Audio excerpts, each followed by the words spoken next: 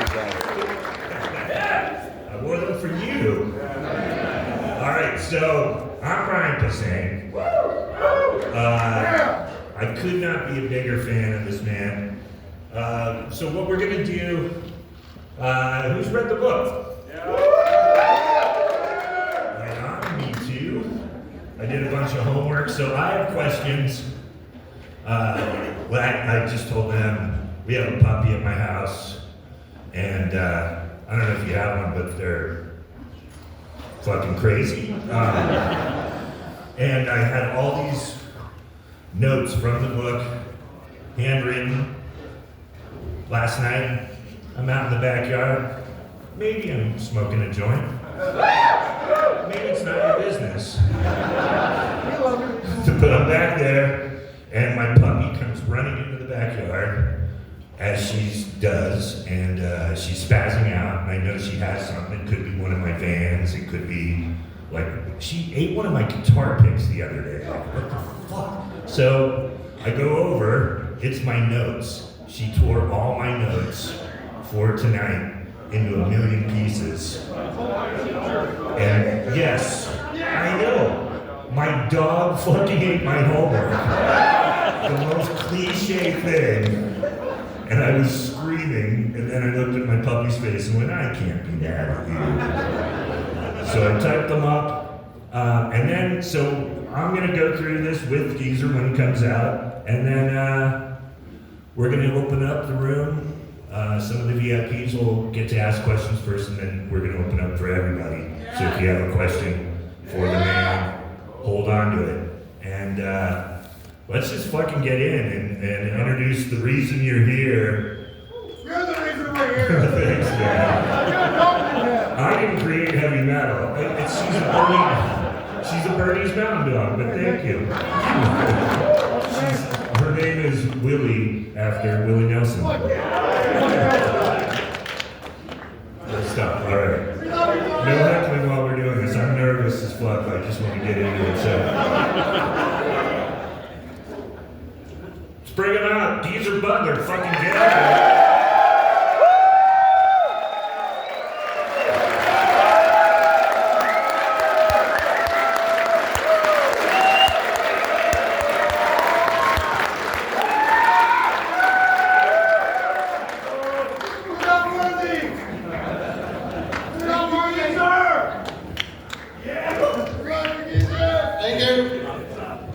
Welcome to Colorado. Thank you very much.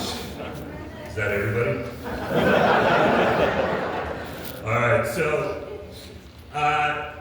let's just jump in. Your book goes in chronological order, so you want to just jump right in and get into it. Can I call you Terry, or would you prefer Geezer? Whatever. Okay, nice. You just met. We didn't even meet backstage. No, I'm kidding. So tell us, let's just jump in. Starts with childhood, starts with family, starts with where you grew up, and describe your parents. And your Well, my mum and dad were from Dublin in Ireland. I had 3 brothers and 3 sisters. I was born in 1949, about 4 years after World War II finished, and everywhere was bombed out around where we grew up. And that was Birmingham, or? Yeah, in Birmingham. And in Birmingham, they made all the weapons for the Allies to fight Germany. And so we got absolutely battered by the Luftwaffe. And I was born in the front room of this little house in Aston in Birmingham. We were an ultra working class family and ultra Catholic.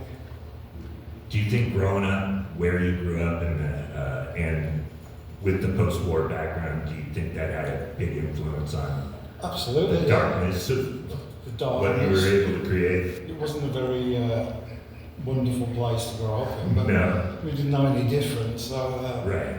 we loved it.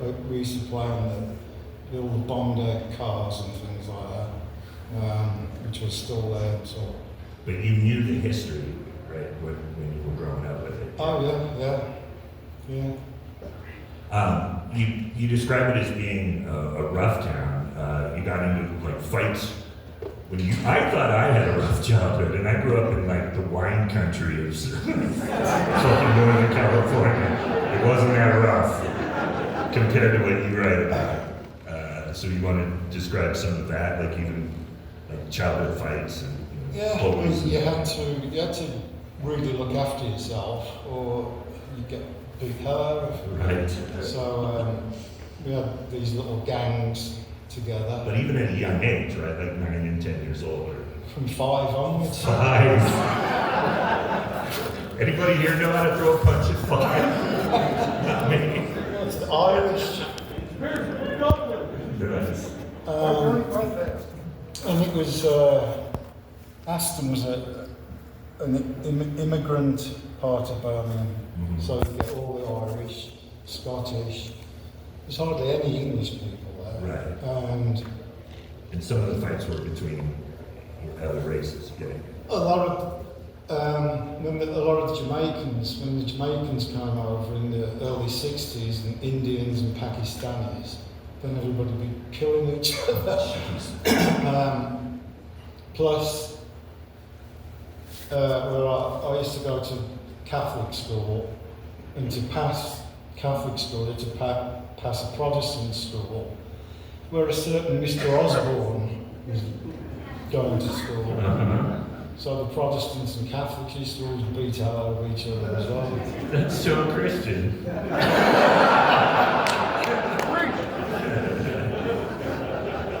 Nice. So, what age did you meet? You didn't know Ozzy then, but you knew of him? Didn't know of him, no. I didn't know of him until I was about 18. Oh, okay. But everybody else in the band, you knew? No, I didn't know anybody. Oh, okay. Even though we all lived 2 streets away from each other. That I find fascinating too, right? So, let's go in order. One of the things I want to talk about is the vision that you had at a very young age, but how old were you when you saw I think I must have been about 5 years old, 5 or 6. and you didn't know what it meant at the time. Do you want to describe it? I was lying in bed and I felt this light while I was asleep, and I opened my eyes and there was like this orb just hovering above my head. And I looked into the orb and I saw this guy with long hair, so I thought, oh, Jesus must be here.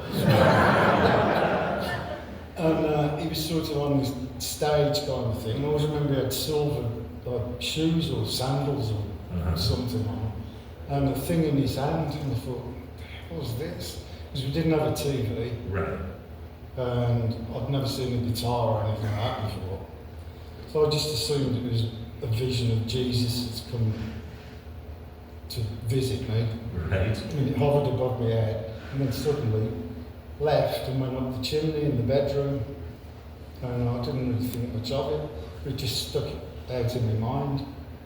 When did it make sense to you, though? When did you kind of feel like maybe you saw, because you describe it in the book as being seeing a version of yourself in the future? Well, when we eventually got a TV, it showed like musicians and things, people on stage Right. with a guitar. And I went, oh yeah, that's what it must have been. Right. And because it was long hair and everything, which nobody had back then, Right. I just assumed that was like a vision of the future to me. Which sounded ridiculous, but then, much later in life, I read that in the same year, this woman down the road from where I lived was visited by a Venusian. Nice. So you and Sammy Hagar have been visited by UFOs.